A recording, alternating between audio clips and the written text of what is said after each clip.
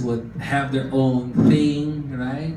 The Asians would have their own thing. The Spanish would have their own thing. The white supremacists would have. They don't mix, right? What happens if they mix? The rumble, patayan. And that's happening exactly in Rome. That's why even the prisons here, di ba? Mga Batang Cebu, Batang City Jail, Batang Smooth. I mean, kanya-kanyang teritorya tayo. And during the time of Paul, there were about 13 synagogues. So there was a faction also within the Jewish communities. Depending on where you are, where your inclination, dito ka. Go to this church, kind of Pentecostal dito. Right? Or go to this church, kind of prosperity dito, right? I mean, it had 13 synagogues. Right? Now, the issue within the Christian community at that time exploded because the emperor at that time in AD 49 expelled all the Jews from Rome. That means the religious structure and power and position were now all vested to the Gentiles. Ang nagpapatakbo now nitong religious organization were Gentiles, not Jews, because the Jews were expelled. Now, after 3 years, what happened? They were allowed to come back. When they came back, obviously, what they wanted the positions again. They wanted the power again. And that brought a big conflict within the Jewish community, Christian community. Such a big conflict that 5 years earlier from the time Paul wrote this letter, Ephesians, Paul wrote to them. Kasi away silang away. The Jews and the Gentiles in Rome were always fighting. He wrote a letter to them. The book of Romans. It's addressed to them. And go to Romans chapter 12 just to get a flavor of it.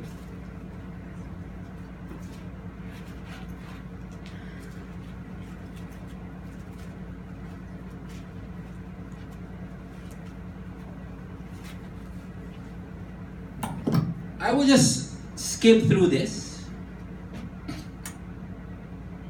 Verse 3, it says, Romans 12 verse 3 says, Try now to imagine what I just described. The Jews and the Gentiles cannot agree and they're fighting against one another. And now Paul is writing to the churches in Rome. And he's saying this, verse 3, for though the grace given to me, I say to everyone among you, do not think more highly of yourself than you ought to think, but to think so as to have sound judgment as God has allotted to each a measure of faith. Okay, magyabangan. Verse 9, let love be without hypocrisy, abhor what is evil, cling to what is good. Be devoted to one another in brotherly love. Give preference to one another in honor, not lagging behind in diligence, fervent in spirit, serving in the Lord. Rejoice in hope, persevering in tribulation, devoted to prayer, contributing to the needs of the saints, practicing hospitality. Verse 14, bless those who persecute you, bless and do not curse. Rejoice with those who rejoice and weep with those who weep. Be of the same mind towards one another. Do not be haughty in mind, but associate with the lowly. Do not be wise in your own estimate. Never pay back evil for evil to anyone. Respect what is right in the sight of all men. If possible, so far as it depends on you, be at peace with all men. And I'm just reading it, right? Can you see Paul pleading to them? And he was now in that mix. The Jews was against, we're talking about the Christians in Rome, right? The Jews were against themselves. Then the Jews were against the Gentiles. The Gentiles was also against the Jews. And the Gentiles was also against fellow Gentiles. Now, imagine that fractured situation. And Paul enters the picture with all authority of an apostle. Everybody, and he was apostle primarily to whom? To the Gentiles. He sided with the Gentiles. Remember? Everybody knew Paul, but everybody was not welcoming him. There was a tension brought about. There was a discussion going on because Paul was saying to the Christians, the Gentile Christians, you need not follow the practices of the Jewish Christians. You need not be a Jew to be a Christian, because the Jew says, be first a Jew before you can become a Christian. And Paul says, no. That's why the Jewish Christians was so angry with Paul. And that was happening. And Paul now entered that picture.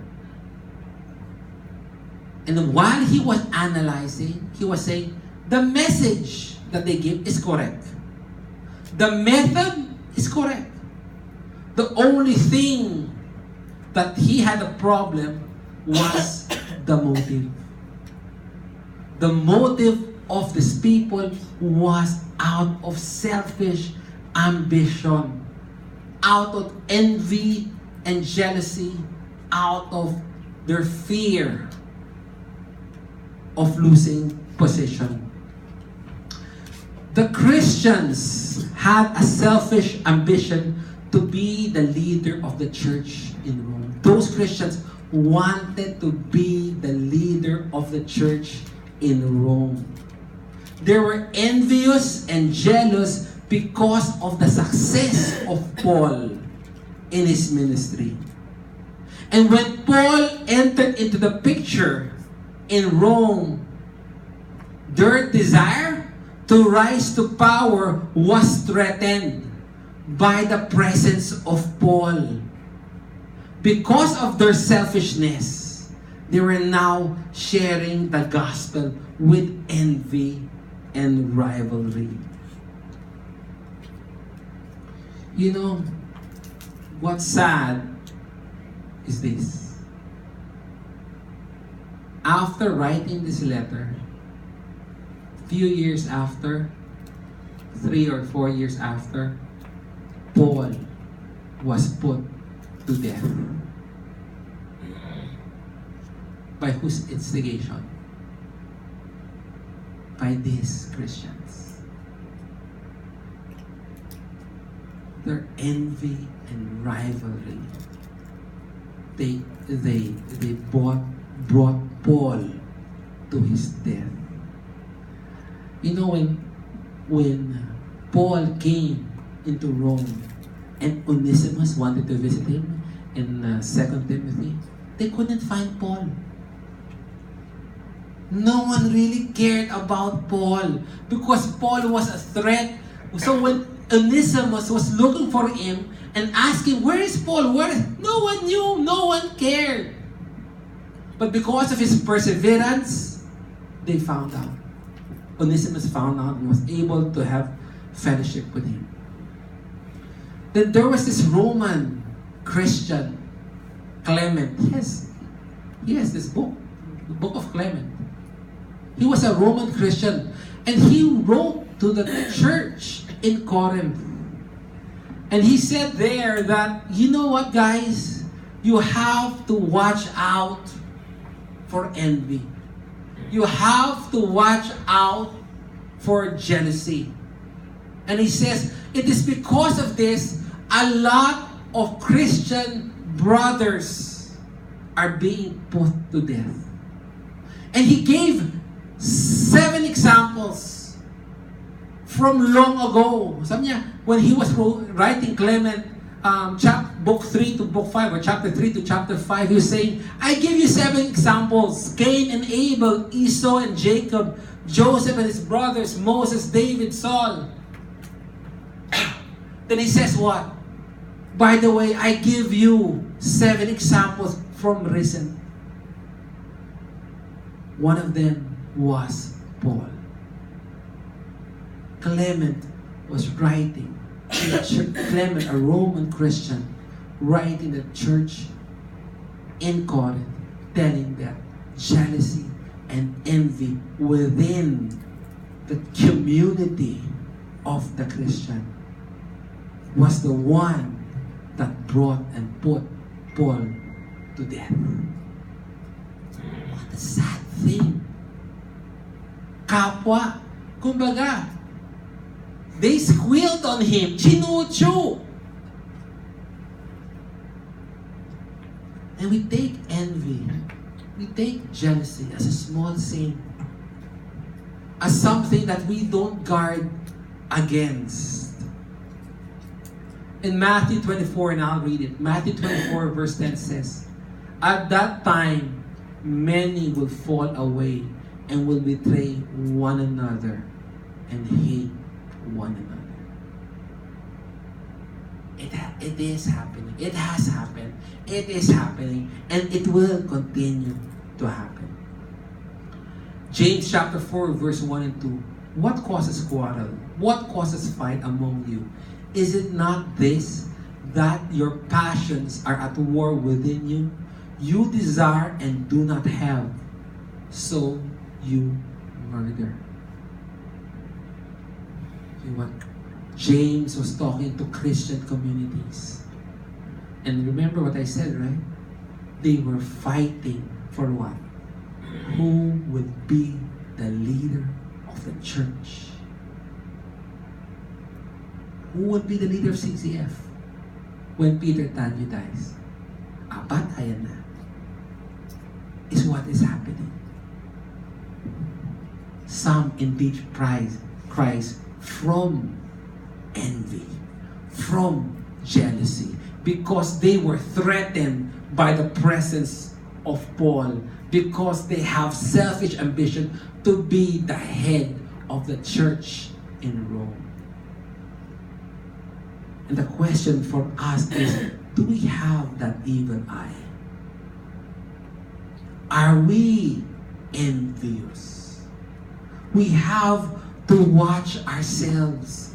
We have to guard ourselves from this sin. What we hear, what we see, who's our friends. I keep on telling my wife, whenever I hang out with a specific friend of mine, which I haven't hung out for more than 15 years, because whenever I hang out with him, my wife knows, I feel depressed after. Really. He talks about blah blah, yung pare ka lang, blah blah blah. I go home, I feel depressed. Why am I? Where am I? Solution: don't hang out with him. Okay, fine. Right?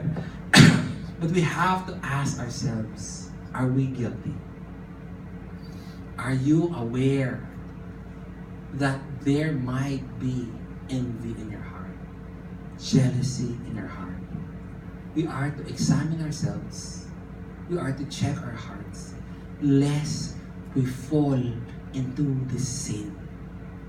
The sin that plagued mankind even before mankind, which plagued the first family and all families that follow. I pray that this sin will be quenched, and I pray that this sin has been exposed as a dangerous sin that we should take seriously. Thus says the Lord.